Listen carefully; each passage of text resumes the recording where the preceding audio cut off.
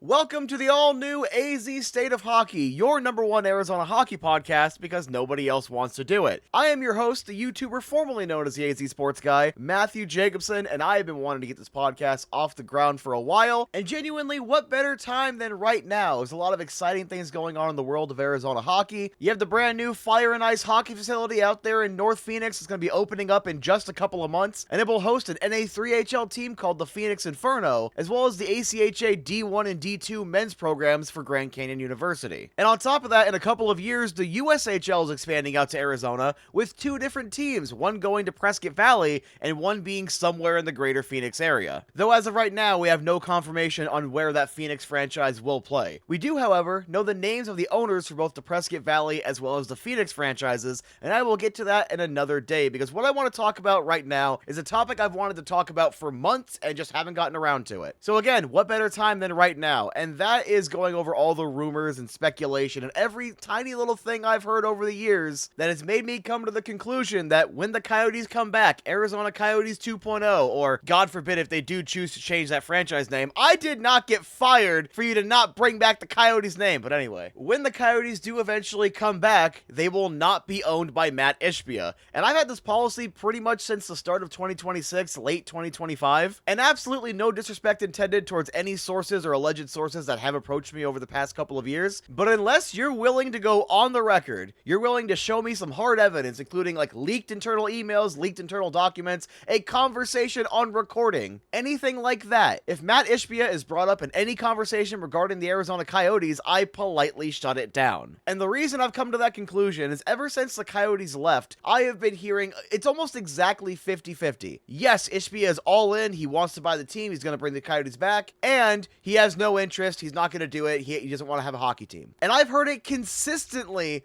50-50. Not 60-40, not 70-30, it is right down the middle. So like I said, as a result, unless you're willing to show me actual hard evidence, Mat Ishbia is not going to be the owner of Coyotes 2.0. Unless, and here is the only asterisk, here is the only scenario in which it happens. If every avenue Thomas Galvin and his committee explore end up failing, and we're within the last 3 or so years of that lease agreement at Mortgage Matchup Center, and Mat Ishbia truly does want a brand new arena, then I could see a scenario in which he goes to the city of Phoenix and says, hey, I'll bring back the Coyotes, you build me a brand new building for both teams. That is the only scenario at this point I see Ishbia being in play, and I'd personally put that at about a 5% chance. Especially with his comments back in May when he was directly asked about the Coyotes, and he said this: I've always said this, Phoenix is a four-sport town. I'm disappointed we don't have hockey here. I support having hockey here in any way I can. I don't really have control of that right now, but I do like hockey. I hope Phoenix gets hockey back. I'm definitely going to be a part of the community, and if I can help bring hockey back, I'll look into that. It's definitely something I'm interested in. With that statement alone, you can kind of interpret it however you want, but just from my perspective as someone who's been credentialed for a couple of years and actually gotten to attend more press conferences and just kind of learn a little more about how this business operates, I interpret this as being a very, very well PR trained answer. In my view, it's essentially a very, very polite, look, I would like to have hockey back. I'm not the one to do it. Stop asking. To slightly elaborate, in my view, what Mat Ishbia is willing to do is maybe go talk to the city of Phoenix, shake some hands, take some meetings, and try to help a prospective future owner of the Coyotes come in, build relationships, and find a place to build an arena. And maybe, just maybe, do a joint venture in Phoenix so they can both get their brand new arena and they can be made for both basketball and hockey. Probably not the greatest idea because we already saw back in the 90s, and Craig Morgan with his reporting has been very consistent. The NHL does not want their teams in NBA buildings unless the NBA owner owns both teams. Now, with all that context, all that helpful information, sticking to credible reporting, and just kind of giving my thoughts on that aspect, here is what I've been hearing ever since the Coyotes left. I'm going to try to keep it in chronological order. However, these events happened over 2 years ago, and I am getting older, so please, go easy on me. And also keep in mind, I am not Craig Morgan. These are not reports. This is not me officially saying anything actually happened. This is just me explaining what I have heard and why I've come to the conclusion that when Mat Ishbia is brought up in conversation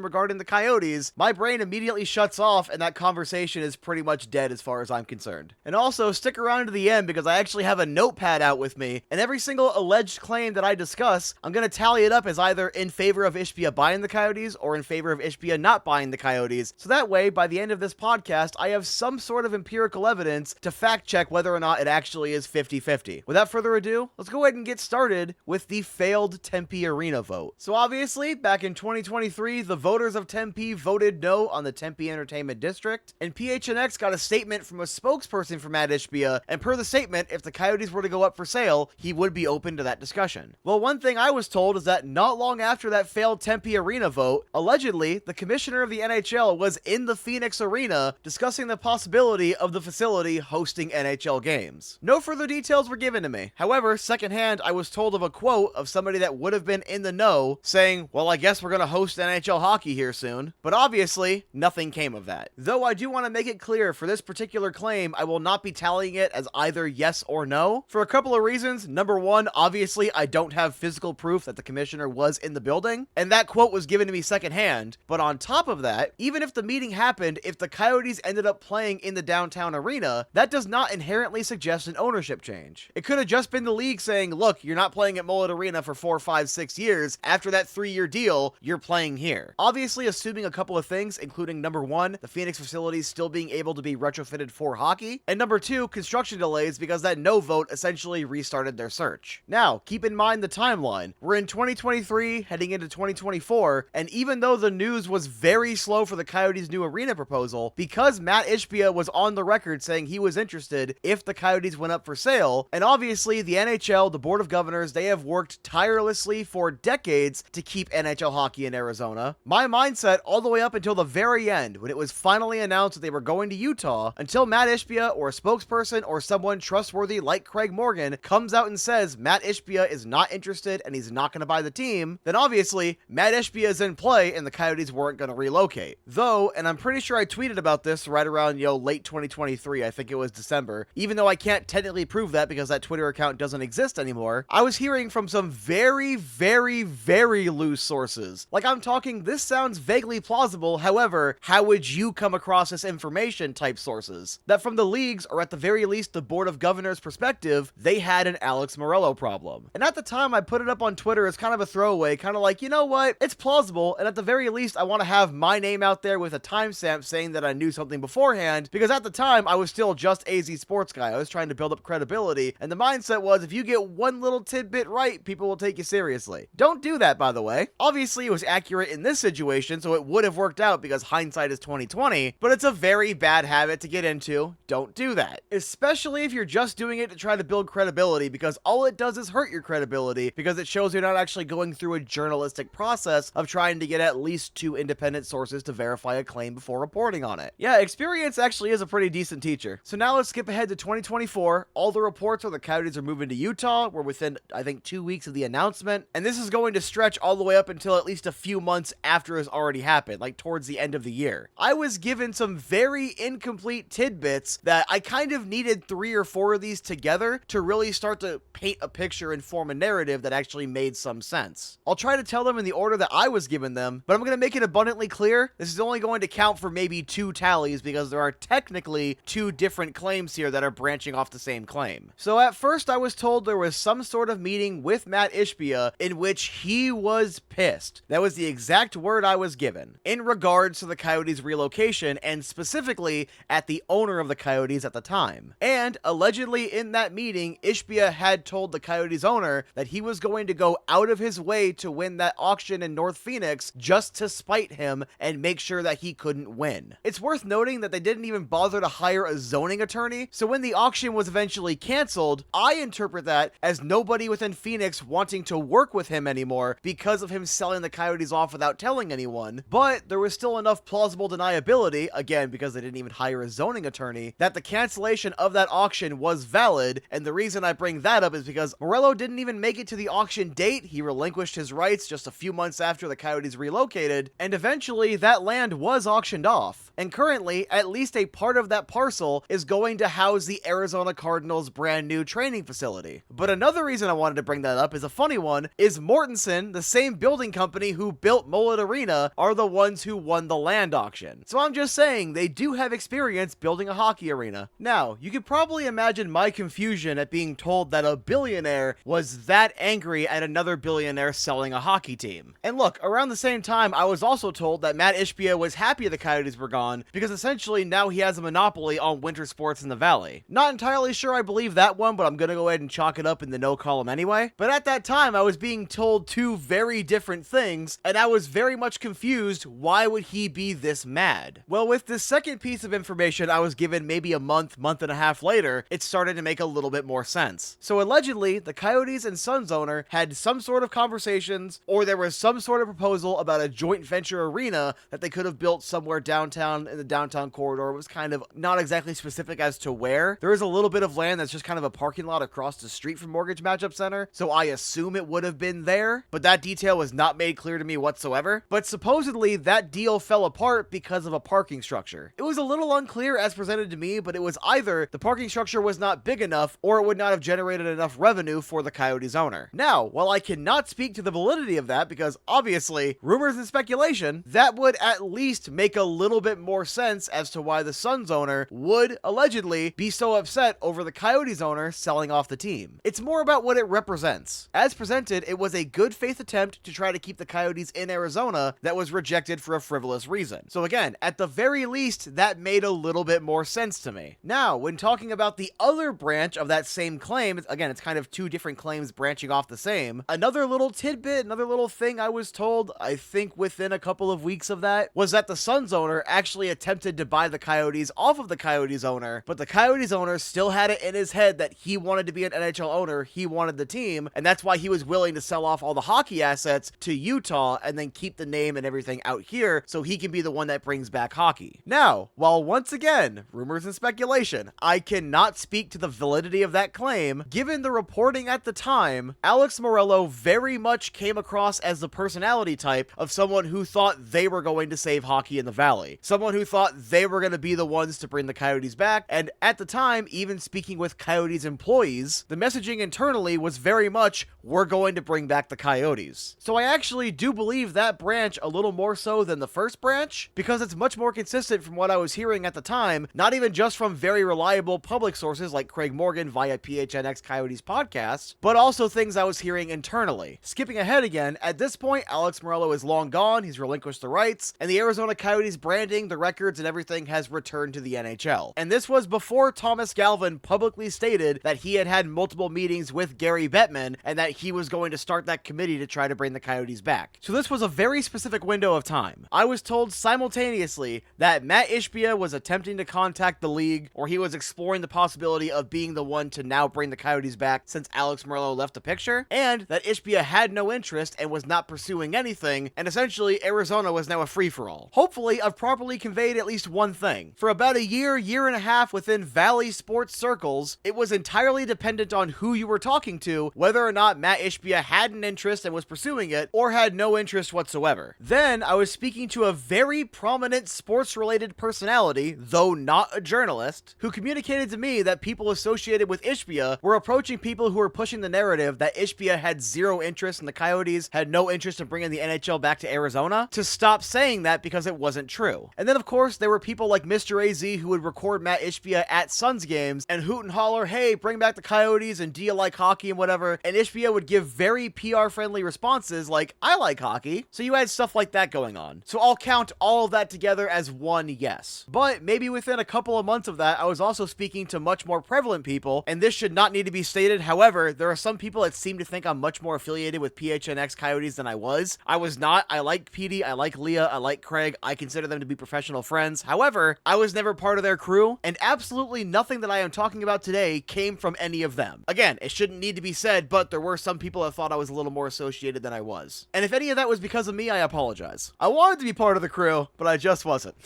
But I was also being told at the time, from much more prominent people, that Ishbia had no interest and all of it was just rumor. And I was specifically told that it was probably not in my best interest to keep bringing up Ishbia when talking about the Coyotes revival. And I'm being very careful to word it like that. That was not the exact quote. It was not a mob shakedown. I was just advised to stop bringing up Ishbia because it wasn't true. Again, within a couple of months of being told that people associated with Ishbia were allegedly saying that people who were spreading the narrative that he wasn't interested were spreading misinformation. Hopefully I am properly conveying to you the reason why if Mat Mat Ishbia comes up in conversation, I politely decline the conversation and end it there unless you're willing to go on the record and show me something. Because every single time I'm hearing, yeah, Ishbia's in, I'm also equally hearing, he's not in, what are you talking about, don't spread misinformation. And then of course, over the last year or so, but especially back in May like I led the episode off with, Ishbia has publicly commented, he's talked about it a couple of times, exclusively because he's been asked about it. So none of these were unprompted, it was because people specifically asked about him and the Coyotes and the NHL and whatever else. And whenever he directly has spoken in any of these press conferences responding to these questions, I'd love to help, as opposed to, yes, I'm gonna bring the Coyotes back and I'm currently talking with Gary Bettman. And like I said earlier, all the work with Thomas Galvin and NHL to Arizona, it's all going on behind the scenes, behind closed doors. Unless you're someone like, I don't know, Craig Morgan, you have no idea what's going on there, outside of the people that are in the meetings themselves. So it is entirely possible Ishbia's been part of it since day one and just everyone's trying to keep everything hush-hush and quiet until contracts are signed. That is not very likely. And as a result of over the last year and a half or so, every time Ishbia himself talks about it, it's very PR friendly and non-committal. That's going to go into the no category. Which brings the official tally to 4 yes and 4 no. Meaning my anecdotal evidence empirically suggests that my 50-50 claim is at least pretty accurate. And that's the main reason why, especially in 2026, but late 2025, I kind of started around there, I stopped talking about Ishbia. And the 1 or 2 times I have talked about it, I've definitely kind of downplayed it because it's literally just been 50-50. I could talk to 20 people in the Valley claiming some level of knowledge, and half of them will say yes, half of them will say no. And whether or not any of this was accurate, is accurate, was accurate at any point in time, the only consistency when it comes to Mat Ishbia and the NHL or the Arizona Coyotes or Coyotes 2.0 or NHL to Arizona is that it's been consistently yes and no, but most of the more credible sources and the more credible reporting leans towards the no side. And as a result, again, unless you are willing to go on the record, give me your full legal name, give me internal emails, documents, whatever, I appreciate the people that either had information or thought they had information, thought of me and wanted to talk to me. I'm so incredibly grateful for that. However, just through experience, I have learned one very specific lesson, especially if I do want to transition my career into being more like a journalist, which I'm not. I'm a reporter. I love being a reporter. I love just talking about sports. But if I actually want to position myself to maybe one day be a journalist, there are certain procedures you got to go through, and certain times, even if a tidbit is really juicy, you have to remind yourself, grain of salt, get evidence, and get another independent source. And unfortunately, sometimes that's not even enough. I had a relatively recent report I put out, where I had probably 4 or 5 independent people confirming the same thing, and it turned out not to be true. Whether or not things simply changed behind the scenes, which is definitely possible considering what I was talking about, but that's an entirely separate thing outside of the context of this, it doesn't matter. Sometimes you can have all the sources in the world, but if the information itself wasn't accurate, it wasn't accurate. And tying that back to Mat Ishbia and the Arizona Coyotes, or NHL to Arizona, or Coyotes 2.0, so on and so forth, I have an equal amount of sources saying Ishbia wants to bring the Coyotes back as I do saying he doesn't. And when we talk about truth and how basic facts work, both of those statements cannot be equally true. One of them is accurate, one of them is not. And unless you give me your full legal name, home address, social security number, and Mat Ishbia's personal diary, I'm going with the more plausible answer, and that is no. Mat Ishbia is not going to be the next owner of the Arizona Coyotes or whatever NHL franchise eventually comes back to Arizona. And like I said, and like I've alluded to, stranger things have happened. It's entirely possible something could change, but I'm really gonna have to see some convincing evidence before I even contemplate this changing. And with that all said and done, that is episode 1 of the rebooted AZ State of Hockey. Once again, your #1 Arizona hockey podcast because nobody else wants to do it. I know, because I've tried to get people to do it with me. But you know what? I don't care if I'm the only person yelling into a void directly from my mother's basement out here in the West Valley. It does not matter to me. Hockey belongs in Arizona, and I will be right here talking about it. Not only do I plan to talk ASU hockey as part of C-Tray, but I've already got a contact with Phoenix Inferno. I will be talking about that. I'll likely be talking more Arizona State women's hockey. There's a couple other hockey-related things I'm working on, including a feature about the 2025-26 Park Gilbert Arizona Buccaneers and their 6 Warriors. But that's a thing that's going to be on Jacobson Sports Network, which this podcast is not technically associated with, but I am Matthew Jacobson. I operate both, and I will talk about both. So regardless if it's just my wife listening, or if there are thousands thousands of you that want to hear some Arizona hockey, I will be here trying to iron out a schedule and trying to make this at least a consistent podcast. I just do not know what the actual date is going to be, nor the frequency, but once I've made at least 3 or 4 uploads at a certain cadence, I will officially solidify that as the schedule, at least for the 2026-27 hockey season. Thank you so much for listening. I am Matthew Jacobson, and remember, hockey belongs in Arizona.